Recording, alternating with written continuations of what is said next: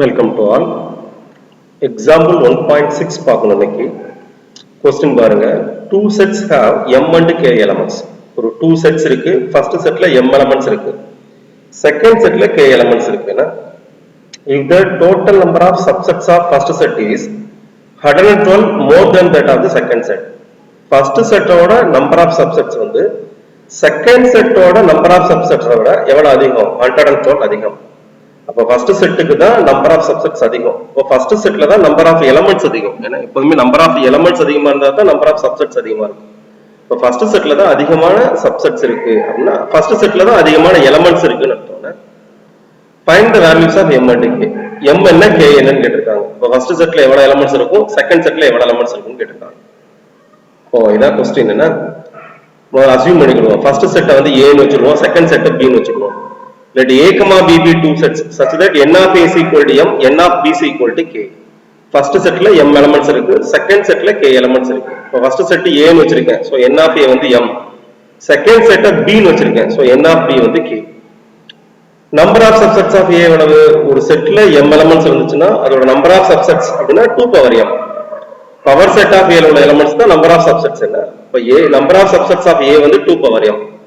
Number of subsets of b எவ்வளவு அப்படின்னு கேட்டா 2 power k. எப்பவுமே பவர் செட்ல உள்ள எலிமெண்ட்ஸ் தான் நம்பர் ஆஃப் சப்செட்ஸ் என்ன? n of a வந்து m, அப்ப n of p of a வந்து 2 power m. அப்ப number of subsets of a வந்து 2 power m. Number of subsets of b வந்து 2 power k. Given that a has more elements than b, கரெக்ட்டா? a ல தான் அதிக elements இருக்கும், b ல கம்மி எலிமெண்ட்ஸ் இருக்கும். ஏன்னா a க்கு நம்பர் ஆஃப் சப்செட்ஸ் அதிகம். அப்ப a ல தான் அதிக எலிமெண்ட்ஸ் இருக்கும். So given that a has more elements than b, அப்ப m is greater than k, கரெக்ட்டா? a ல தான் அதிக எலிமெண்ட்ஸ் இருக்கும் அப்படினா a ல m எலிமெண்ட்ஸ் இருக்கு, b ல k எலிமெண்ட்ஸ் இருக்கு. அப்ப m தான் அதிகம்னு அர்த்தம்னா m is greater than k ன்னு அர்த்தம். சரி, என்ன இன்ஃபர்மேஷன் கொடுத்திருக்காங்க? ஃபர்ஸ்ட் செட்டோட நம்பர் ஆஃப் சப்செட்ஸ் செகண்ட் செட்டோட நம்பர் ஆஃப் சப்செட்ஸ் ஓட எவ்வளவு அதிகம்? 112 அதிகம். இப்ப number of subsets of a வந்து number of subsets of b plus 112. Number of subsets of b ஓட எவ்வளவு அதிகம்? 112 அதிகம். Number of subsets of b ஓட 112 சேர்த்தா என்ன கிடைக்கும்? Number of subsets of a கிடைக்கும். இது புரிஞ்சுக்கணும். இத கொடுத்திருக்கிற இன்ஃபர்மேஷன். ஃபர்ஸ்ட் செட்டோட நம்பர் ஆஃப் சப்செட்ஸ் வந்து செகண்ட் செட்டோட நம்பர் ஆஃப் சப்செட்ஸ் ஓட எவ்வளவு அதிகம்? 112 அதிகம். அப்ப செகண்ட் செட்டோட நம்பர் ஆஃப் சப்செட்ஸ் ஓட ஒரு 112 சேர்த்தா என்ன வரும்? ஃபர்ஸ்ட் செட்டோட நம்பர் ஆஃப் சப்செட்ஸ் கிடைக்கும். இப்ப number of subsets of a is equal to number of subsets of b plus 112. But number of subsets of a தெரியும் 2 power m. Number of subsets of b தெரியும் 2 power k. ஒரு 112 அப்படி இருக்கு. இந்த 2 power ஃபுல்லா ஒரு சைடு கொண்டு வந்துருவோம்னா 2 power k லெஃப்ட்டா கொண்டு வாங்க. 2 power m minus 2 power k is equal to 112. இந்த 2 power லெஃப்ட்ல வந்தாச்சுன்னா 2 power m ஆல்ரெடி இருக்கு. இந்த 2 power k லெஃப்ட்ல வந்துச்சுன்னா minus 2 power k. இப்போ இந்த ரெண்டுல இருந்தும் ஒரு 2 power k ய காமன் எடுத்துவோம்னா, ஏன்னா k தான சிறுசு, m தான் பெருசு, k தான் சிறுசு. அதனால 2 power k ய காமன் எடுக்கலாம். இங்க 2 power k எடுத்தா 1 வந்துரும். இங்க 2 power k இல்ல அப்ப டிவைடிங் பை 2 power k போடணும். எப்பவுமே நம்பரை காமனா எடுக்கும்போது அந்த நம்பர் இல்லைன்னா அதை வச்சு டிவைட் பண்ணிக்கணும். இங்க 2 power k இல்ல, அப்ப 2 power k வெளியில எடுத்தா கீழே 2 power k ல டிவைட் பண்ணிக்கணும். 2 power k இருக்கு, எடுத்துட்டா 1 தான். நீ உள்ள மல்டிப்ளை பண்ணி பாருங்க, இந்த டேர்ம் வந்துடும். 2 power k வச்சு உள்ள மல்டிப்ளை பண்ணா ஃபர்ஸ்ட் டேர்ம்ல 2 power k கேன்சல் ஆகி 2 power m வரும். 2 power k into 1 னா எவ்வளவுதான்? 2 power k தான். அதனால 2 power k காமனா எடுத்த இங்க வந்து 1. இங்க 2 power k இல்லாதனால டிவைடிங் பை 2 power k போட்டேன். இங்க 112 ஃபேக்டரைஸ் பண்ணி வெச்சுடுவோம். 112 2 ஆல் டிவைட் பண்ணா 56, அடுத்து 2 ஆல் டிவைட் பண்ணா 28, அடுத்து 2 ஆல் டிவைட் பண்ணா 14, அடுத்து 2 ஆல் டிவைட் பண்ணா 7. அப்ப 112 எப்படி எழுதிக்கலாம்? 2 into 2 into 2 into 2 into 7 எழுதிக்கலாம். அதாவது 2 power 4, இது 4 டைம்ஸ் தான, 2 power 4 into 7 எழுதிக்கலாம். சோ 112 க்கு பதிலா 2 power 4 into 7. சரி, இங்க என்ன பண்ணலாம்னு பாருங்க. ஃப்ரண்ட்ல 2 power k காமனா எடுத்துறோம், அது அப்படியே இருக்கட்டும். இது a power m by a power n னா a power m minus n படிச்சிருக்கோமா? a power m by a power n னா a power m minus n. So 2 power m by 2 power k னா 2 power m minus k. எப்பவுமே divide பண்ணனும்னா power minus பண்ணனும்.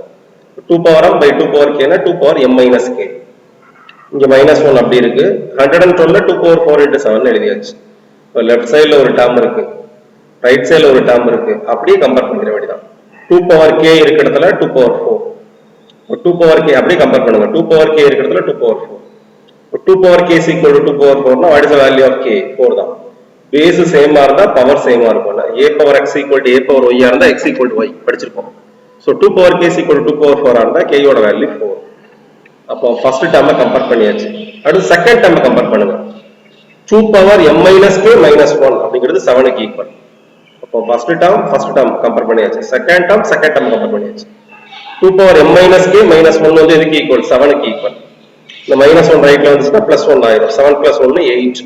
இப்போ 2 power m minus k எவ்வளவுன்னு கேட்டா 7 plus 1 8 ஆயிரும். அந்த மைனஸ் 1 ரைட்ல போடுவாங்க. Plus 1 7 plus 1 8. இப்போ k க்கு பதிலா 4 னு கண்டுபிடிச்சிருக்கோமா, அதை போட்டுருவானே. ஏன்னா k தெரியும்ல, 4 னு தெரியும். So 2 power m minus 4 k க்கு பதிலா 4 னு போட்டுருங்க. ஏன்னா 2 power m minus 4 is equal to 8. 8 எப்படி எழுதிக்கலாம்னா 2 கியூப் எழுதிக்கலாமா? ஏன்னா 2 into 2 into 2 தானே 8.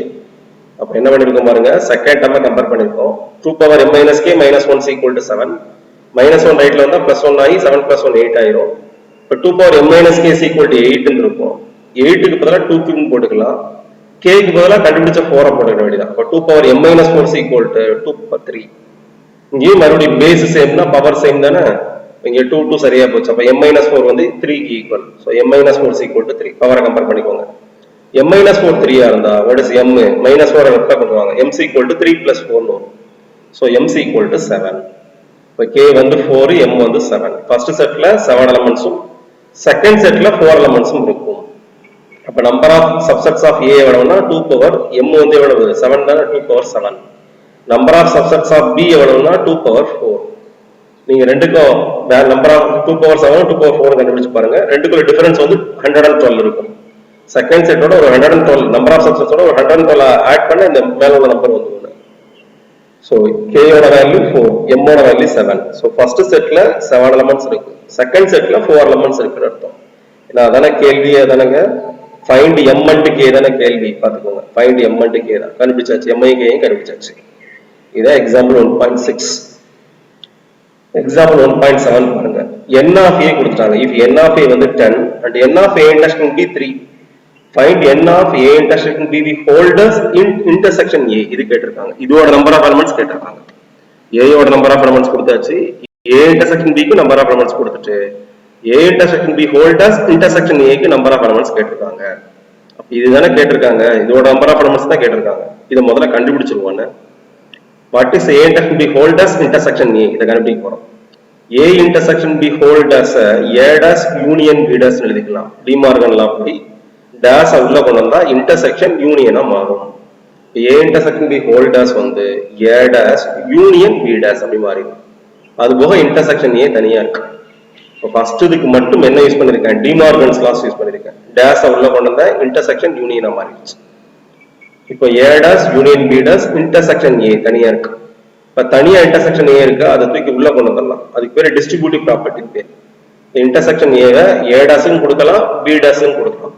இப்ப a dash intersection a union b dash intersection a, இதுக்கு பேரு டிஸ்ட்ரிபியூட்டிவ் ப்ராப்பர்ட்டின்னு பேரு. வெளியில உள்ளதை எடுத்து உள்ள டிஸ்ட்ரிபியூட் பண்ணா, உள்ள தனித்தனியா கொடுத்தா அதுக்கு பேரு டிஸ்ட்ரிபியூட்டிவ் ப்ராப்பர்ட்டி. அப்ப a intersection a வெளியில இருக்கா, பிராக்கெட்டுக்கு வெளியில இருக்கு. சோ intersection a உள்ள கொடுத்தா a dash intersection a union b dash intersection a. இதுக்கு பேர் என்ன ப்ராப்பர்ட்டின்னு படிச்சிருப்போம்? டிஸ்ட்ரிபியூட்டிவ் ப்ராப்பர்ட்டின்னு படிச்சிருப்போம். இந்த இன்டர்செக்ஷன் a வந்து இங்கிட்டு வரலாம், முன்னாடி வரலாம்னா முன்னாடி போட்டு படிச்சிருப்போம். இது இங்கிட்டு இந்த சைடு இருக்கு, எப்படினாலும் பண்ணு, பிரச்சனை இல்லை. பிராக்கெட்டுக்கு வெளியில உள்ள எலிமெண்ட்ஸை உள்ள கொடுத்தா அதுக்கு பேர் டிஸ்ட்ரிபியூட்டிவ் ப்ராப்பர்ட்டி. சரி, a dash இன்டர்செக்ஷன் a னா என்னன்னு தெரியுமா? ஒரு செட், அதோட காம்ப்ளிமெண்ட், ரெண்டுக்கும் காமன் எலிமெண்ட் வந்து எம்டி தான். a dash இன்டர்செக்ஷன் a வந்து எம்டி. ஏன்னா அது ஏற்கனவே ப்ராப்பர்ட்டிலே படிச்சிருக்கோம். Union b dash intersection a அப்படி இருக்குன்னா இது என்ன ப்ராப்பர்ட்டி படி? பை ஐடென்டிட்டி ப்ராப்பர்ட்டியா? இல்ல, சாதா ப்ராப்பர்ட்டி பார்த்துக்கோ. a இன்டர்செக்ஷன் a dash வந்து பை படிச்சிருக்கோம், அந்த ப்ராப்பர்ட்டி எடுத்து பார்த்துக்கோ. Phi union phi b dash intersection a என்னது? எம்டி செட்டோட எதை சேர்த்தாலும் ஆன்சர் a தான் வரும். இதுக்கு பேர் தான் identity property. a union phi எவ்வளவுன்னா a. எம்டி செட்டோட எந்த செட்டை யூனியன் எடுக்கிறோமோ அதே செட் தான் ஆன்சர் ஆகும். இப்போ எம்டி செட்டோட இதை யூனியன் பண்றோம், அப்ப இதுதான் ஆன்சர் ஆகும். எம்டி செட்டோட எந்த செட்டை யூனியன் பண்ணாலும் அதுதான் ஆன்சர் ஆகும். அப்ப பை union b dash intersection a னா b dash இன்டர்செக்ஷன் a தான். அதனால இதுக்கு பேர் என்ன ப்ராப்பர்ட்டின்னு பேர்? Identity property. மேல உள்ளது வந்து a இன்டர்செக்ஷன் a dash வந்து எம்டிங்கிறது தெரிஞ்ச விஷயம், அதுவும் ப்ராப்பர்ட்டில தான் இருக்கு. ஒரு செட்டுக்கும் அதோட காம்ப்ளிமெண்ட்டுக்கும் காமன் எலிமெண்ட்ஸே இருக்கு. காம்ப்ளிமெண்ட்னா a ல இல்லாத a dash, அப்ப காமன் எலிமெண்ட் இருக்காது இல்லையா? அதனால அப்ப எம்டி செட்டோட எந்த செட்டை யூனியன் எடுத்தாலும் அதே செட் தான் வரும். So b dash intersection a தான் answer. b dash intersection a வை a இன்டர்செக்ஷன் b dash எழுதிக்கலாம். இன்டர்செக்ஷன் தானே, a இன்டர்செக்ஷன் b யும் b இன்டர்செக்ஷன் a யும் சேம் தானே, மாத்தி போட்டுக்கலாம். இதுக்கு பேர் காமுடேட்டிவ் ப்ராப்பர்ட்டி. இது நம்ம எழுதி போட்டுருக்கோம். இன்டர்செக்ஷனா இருந்தா செட்டை மாத்தி போட்டுக்கலாம். A இன்டர்செக்ஷன் பியும் B இன்டர்செக்ஷன் ஏவும் சேம் தான். B டாஸ் இன்டர்செக்ஷன் ஏக்கு பதிலா A இன்டர்செக்ஷன் B டாஸ் போட்டுக்கலாம். A இன்டர்செக்ஷன் B டாஸ் எதுக்கு ஈக்குவல் அப்படின்னு நம்ம ஏற்கனவே டயக்ராம் போட்டிருக்கோம்.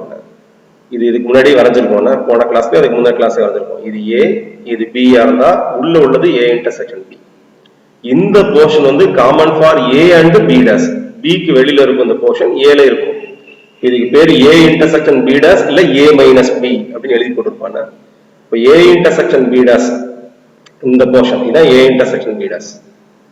இந்த A இன்டர்செக்ஷன் B டாஸ் வேணும்னா மொத்த A ல இருந்து A இன்டர்செக்ஷன் B யும் மைனஸ் பண்ணலாம், B யும் மைனஸ் பண்ணலாம், ஒன்றும் பிரச்சனை இல்லை. B தெரிஞ்சா A மைனஸ் B இந்த போர்ஷன், B தெரியலைன்னா A minus A intersection B எப்படினாலும் வச்சுக்கலாங்க. இந்த போர்ஷன் வேணும்னா மொத்த A ல இருந்து B மைனஸ் பண்ணாலும் இந்த போர்ஷன் கிடைச்சிடும். அந்த மொத்த A ல இருந்து A இன்டர்செக்ஷன் B விட்டுட்டாலும் இந்த போர்ஷன் கிடைச்சிடும்.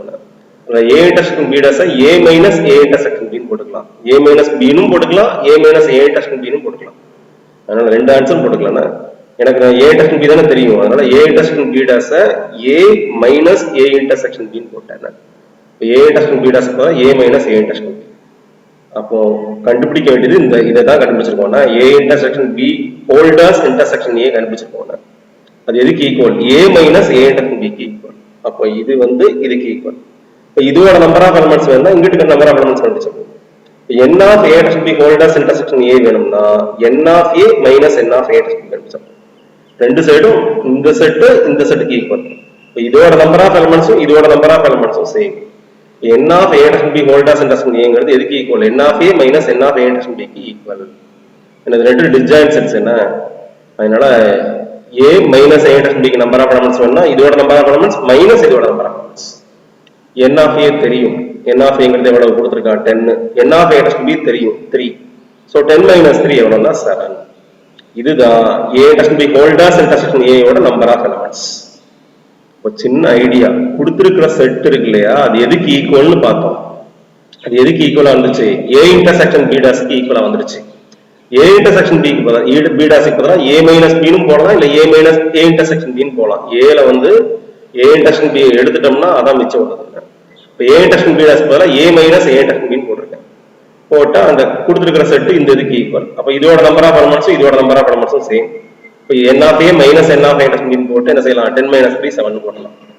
ஒரு சின்ன ஐடியா, பட் ப்ராப்பர்ட்டிஸ் யூஸ் பண்ண தெரியும்னா. அடுத்து எக்ஸாம்பிள் 1.8. செட் A கொடுத்தாச்சு, B கொடுத்தாச்சு. Find n of A union B cross A intersection B cross A delta B. இந்த செட்டுக்கு நம்பர் ஆஃப் எலிமெண்ட்ஸ் கண்டுபிடிக்கணும். அப்போ உள்ள உள்ளதை முதல்ல கண்டுபிடிக்கணும்னா A யூனியன் B கண்டுபிடிக்கணும், A இன்டர்செக்ஷன் B கண்டுபிடிக்கணும், A டெல்டா B கண்டுபிடிக்கணும். எல்லாத்தையும் கிராஸ் பண்ணி அதுல எவ்வளவு எலிமெண்ட்ஸ் இருக்குன்னு பார்க்கணும். அப்ப ஃபுல்லா கிராஸ் பண்ணி கண்டுபிடிக்க வேண்டாம், நம்பர் ஆஃப் எலிமெண்ட்ஸ் கண்டுபிடிச்சா போதுங்களா என்ன? சரி, A என்னன்னு பாருங்க, 1 2 3 4, B வந்து 3 4 5 6. A யூனியன் B னா ரெண்டையும் சேர்த்து எழுத வேண்டியதான். அப்போ 1 2 3 4 5 6. A யூனியன் B னா A B ல உள்ள எலிமெண்ட்ஸ் அப்படியே சேர்த்து எழுதணும், ரிப்பீட் இல்லாம எழுதணும். That's all. 1 2 3 4 5 6 இதான் A union B. n of A union B எவ்வளவுனா மொத்தம் 6 எலிமெண்ட்ஸ் தானே, சோ 6. A யூனியன் B ல மொத்தம் 6 எலிமெண்ட்ஸ் இருக்கு. So n of A union B வந்து 6. அடுத்து A இன்டர்செக்ஷன் B, ரெண்டுக்கும் காமன் எலிமெண்ட் பாருங்க, 3 இருக்கு 4 இருக்கு, அவ்வளவுதானே. இப்போ A இன்டர்செக்ஷன் B ல 3 4 வரும். n of A intersection B எவ்வளவு? இதுல எத்தனை எலிமெண்ட்ஸ் இருக்கு? 2 தானே இருக்கு. So n of A intersection Bங்கிறது 2. அப்போ n of A union B கண்டுபிடிச்சாச்சு 6, n of A intersection B கண்டுபிடிச்சாச்சு 2. அடுத்து A மைனஸ் B கண்டுபிடிப்போம்னா A minus B. A minus B எப்படி கண்டுபிடிக்கிறது? A எடுத்துட்டு காமன் அவ்வளவுதான் விட்டுட்டு எழுதணும்னா A ல வந்து 1 2 3 4, காமன் அவ்வளவு 3 4 தான் விட்டுட்டா A மைனஸ் B ல 1 2 தான் இருக்கும்.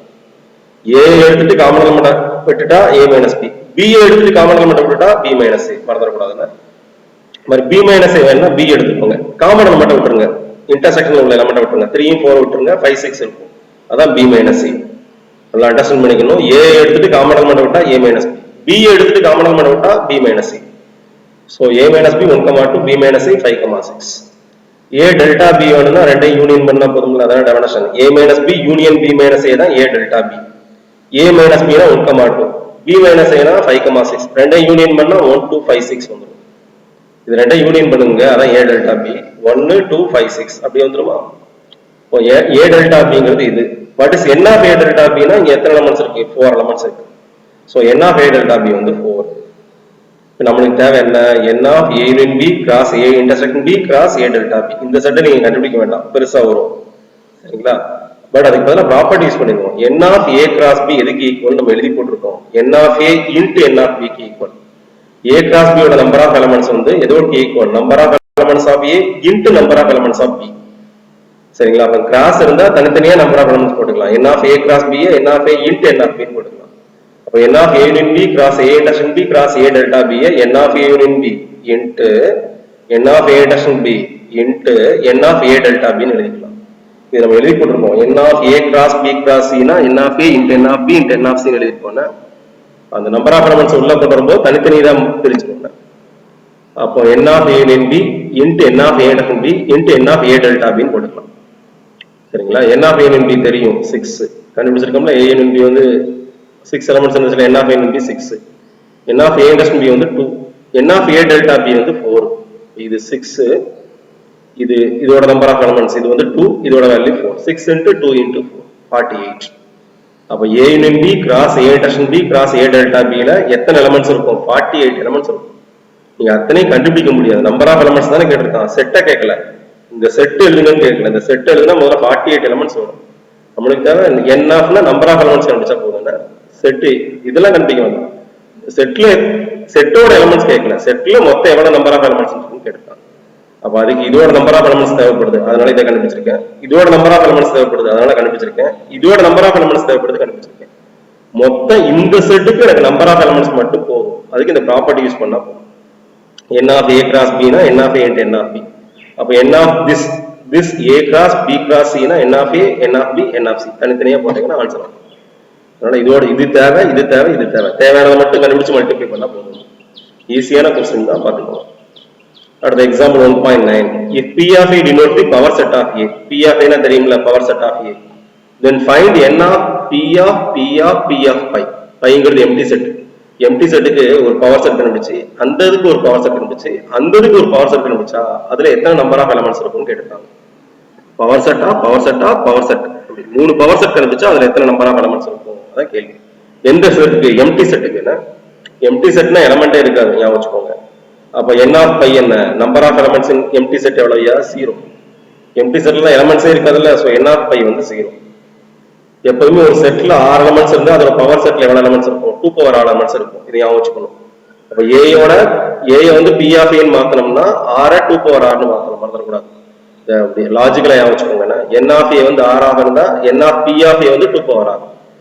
அப்போ இங்க a யோட பவர் செட்டை சேர்த்தாலே இங்க உள்ள நம்பருக்கு 2 power எடுக்கணும்னா 6 இருந்தா 2 power 6. n of pi வந்து 0, n of p of pi அப்படின்னா 2 power 0. அப்போ இங்க செட்டோட பவர் செட்டை சேர்த்தோம்னா இங்கே 2 சேர்க்கணும், 2 power 0. இது 6 இருந்தா 2 power 6, 0 இருந்தா 2 power 0. What is n of p of pi அப்படின்னா 2 power 0. எந்த நம்பருக்கு பவர் 0 போட்டா ஆன்சர் 1 தான். So 2 power 0ங்கிறது 1. இப்போ n of p of pi வந்து 1. ஒரு பவர் செட் கண்டுபிடிச்சாச்சுன்னா அப்ப எப்பவுமே மறந்து ரிசல்ட்டை ஞாபகம் வச்சுக்கோங்க. ஒரு பவர் செட் p சேர்த்தோம்னா n of a வந்து 6 இருந்தா n of p of a 2 power 6. அப்போ இருக்கிற செட்டோட ஒரு p பவர் செட்டை சேர்த்தோம்னா r வந்து 2 power 6 மாறும். இப்போ ஆல்ரெடி p of pi உள்ள இருக்கு, என்ன n of p of pi வந்து 1. இப்போ இன்னொரு பவர் செட்டை சேர்க்க போறேன்னா p of pi பவர் செட்டுக்கு பவர் செட் எடுக்கணும். ஸோ இன்னொரு p சேர்க்க போறோம். அப்போ இங்க 6 இருந்தா 2 power 6 மாறிடும். இங்க 1 தானே, ஸோ 2 power 1 மாறிடும். நல்லா புரிஞ்சுக்கோ, பவர் செட்டை சேர்த்தா r வந்து 2 power 6 மாறும். அப்போ இங்க ஒரு power set p of pi already இருக்கு, இன்னொரு p சேர்க்கிறேன், 1ங்கிறது 2 power 1 மாறிடும். இந்த ரிசல்ட் படி 2 power 1னா அகைன் எவ்வளவுதான், 2 தான். இப்போ பவர் செட் ஆஃப் பைல எத்தனை எலிமெண்ட்ஸ் இருக்கும், 2 எலிமெண்ட்ஸ் இருக்கும். சரிங்களா? அப்புறம் இன்னொரு பவர் செட், மொத்தம் 3 பவர் செட் சேர்க்கணும்ல, p p p.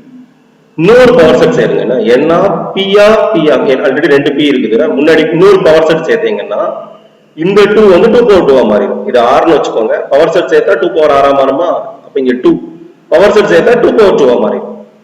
அப்போ ஏற்கனவே 2 பவர் செட் இருக்கு, இன்னொரு p சேர்க்கும் போது இந்த 2 வந்து 2 power 2 மாறிடும். இது 6 இருந்தா 2 power 6, இது 2, அதனால 2 power 2. 2 power 2ங்கிறது 4. அப்ப p of pi ல எத்தனை எலிமெண்ட்ஸ் இருக்கும், 4 எலிமெண்ட்ஸ் இருக்கும். இந்த ரிசல்ட்டை ரிப்பீட்டடா அப்ளை பண்றாங்க. ஒரு பவர் செட் சேர்த்தா r வந்து 2 power 6 மாறும். முதல்ல பைங்கிறது 0, ஒரு பவர் செட் சேர்த்தா 2 power 0 மாறிடும். That is 1. இப்போ p of pi க்கு நம்பர் ஆஃப் எலிமெண்ட்ஸ் கிடைச்சிருச்சு. இன்னொரு p சேர்த்தா அந்த 1 2 power 1 ஆ மாறிடும், that is 2. இன்னொரு p சேர்த்தா அந்த 2 2 power 2 ஆ மாறிடும், that is 4. அப்ப மூணு பவர் செட் எடுத்தா 4 elements. அப்ப பவர் செட் ஆஃப் 5 ல மொத்தம் எத்தனை எலிமெண்ட்ஸ் இருக்கும்? 4 எலிமெண்ட்ஸ் இருக்கும். சரிங்களா? சின்ன லாஜிக் யூஸ் பண்ணாலே தெரிஞ்சுக்கணும்.